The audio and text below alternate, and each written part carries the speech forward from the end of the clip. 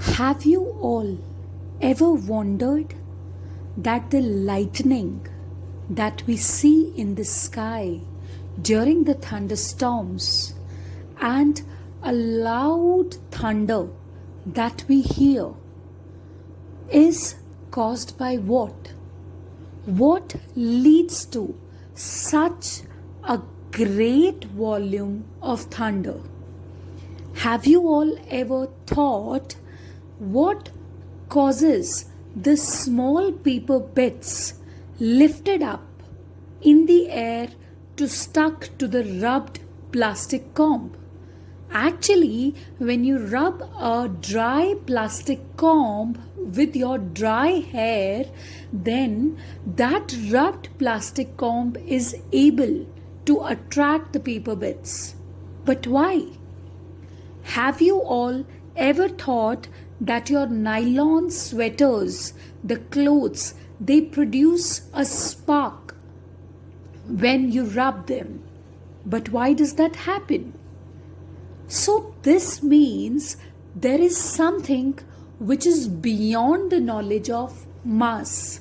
Usually the objects we are talking about, may it be a plastic comb, may it be the nylon cloth, so all these objects contain mass, and we know that masses exert gravitational forces on each other.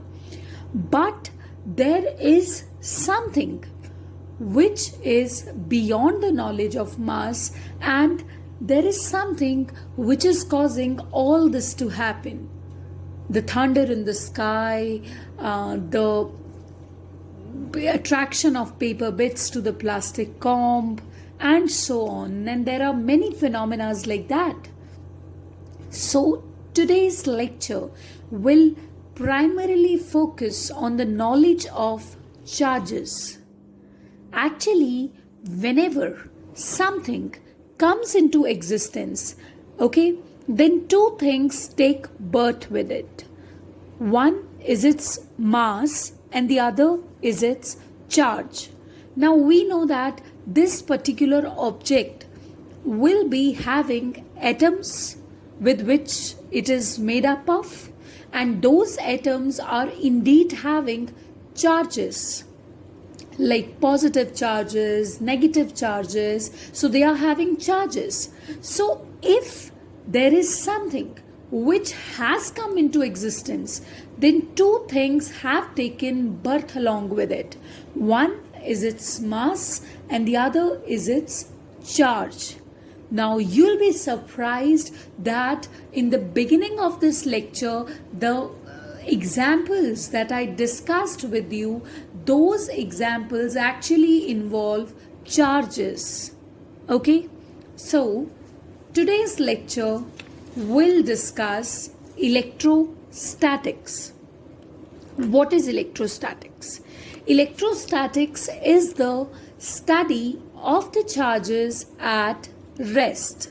When the charges are present at rest, then we call that study as electrostatics. But the question that arises here is, what are charges? So, charge is basically a property of an object. Like what you can see right now, right here, there is some object. There is some object. Now, if there is some object, this object will be having charge as well as mass. That I had already explained you. Now, mass and charge are actually the properties of the same object.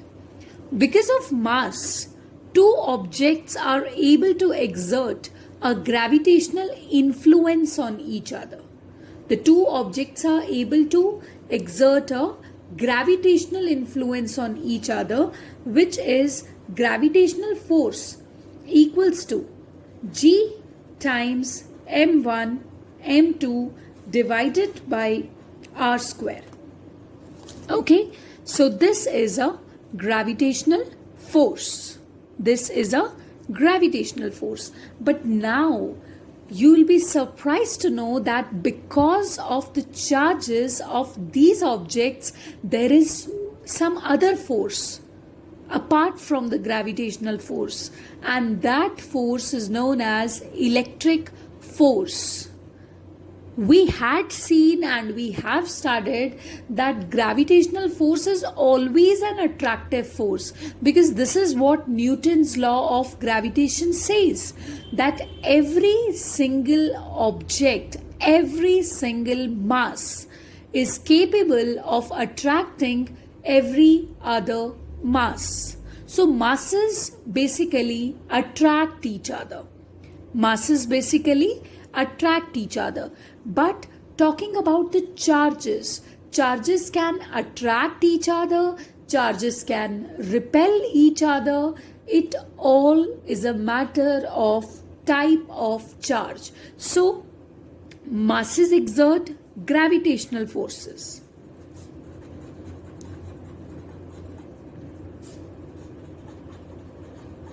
But charges exert electrical forces. Okay, so this is charge. In physics, we denote charge by the letter Q. Q refers to charge. M refers to mass. And now we will be discussing types of charges. But before jumping into the details of types of charges, you need to know some experiments, okay, and how we go about it. So experiment number 1, take a glass rod, rub it with a silk cloth.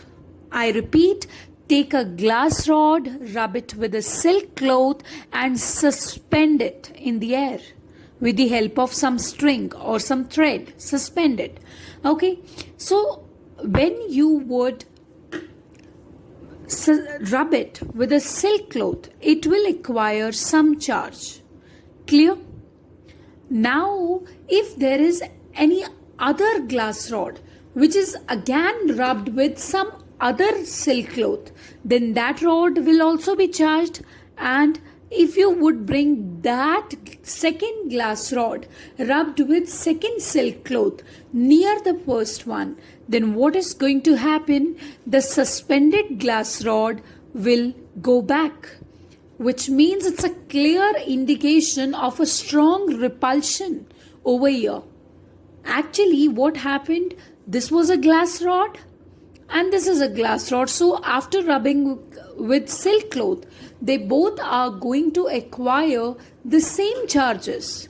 And when they acquire same charges, what happens? There is a repulsion. Okay.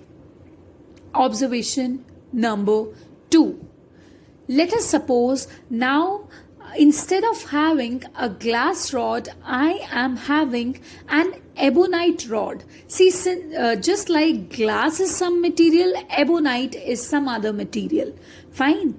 They both have different chemical natures, of course, because they both are different materials.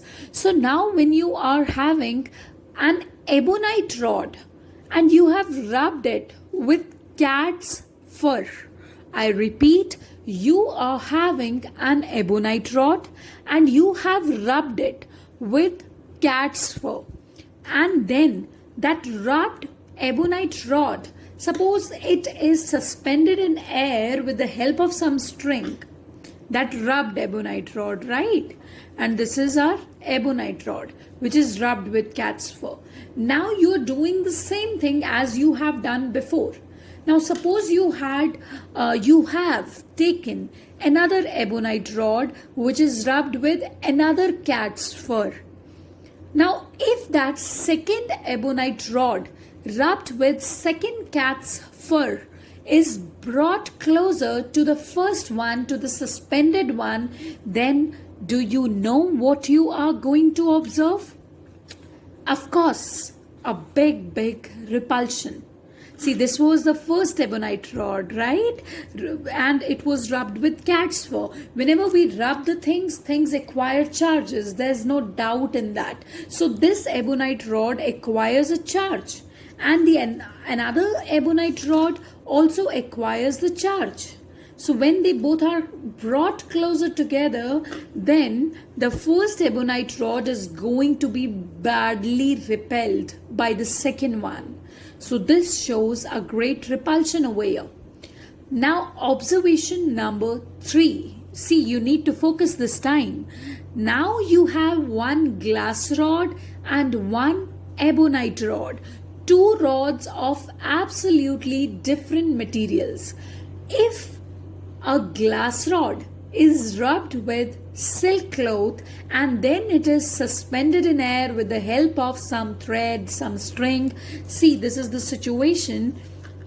You have one glass rod, okay? You have rubbed it with the silk cloth and thereafter you have suspended it with the help of some string.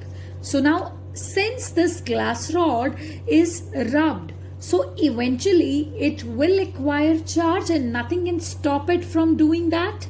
So this is a glass rod which has acquired charge. Okay. And now you have brought an ebonite rod rubbed with cat's fur near this glass rod. When you do that, you would see that the glass rod which is suspended in air will be badly attracted towards the ebonite rod. So this is another observation. So can you see what is happening? So out of these 3 observations, I'll deduce the results for you people. Basically, when you rubbed 2 glass rods with silk cloth, then you are making 2 glass rods to acquire charges. Okay? And when they have acquired charges, of course they will acquire charges of same type because we have 2 glass rods in the picture.